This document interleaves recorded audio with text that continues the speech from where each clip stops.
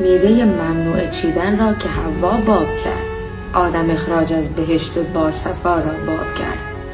چون که قابیل از عقب با بیل زد هابیل را، حمله با یک بیل را در کل دنیا باب کرد. نوح 900 سال کشتی ساخت توی یک کویر. کار دور از عقل را این مرد دانا باب کرد. از شروع این جهان مرد از پی زن می دوید. از پی مردان دویدن را زلیخا باب کرد. 11 تا بچه جز یوسف فقط یعقوب ساخت.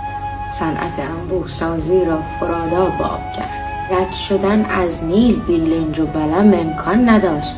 رد شدن از نیل را با چوب موسی باب کرد. حرفه آتش نشانی را هزاران سال پیش از لج نمرود ابراهیم آقا باب کرد. گوسفندی که به قربانگاه اسماعیل رفت مبحث ایثار را در حد اعلا باب کرد.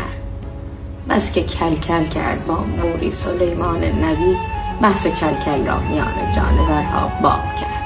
بردن سگ در مکان خواب را از آن قدیم عضوی از اصحاب کهف از باب تقوا باب کرد. کفش زنها قرنها یا گالش و یا گیوه بود. کفش‌های شیشه‌ای را سیندرلا باب کرد.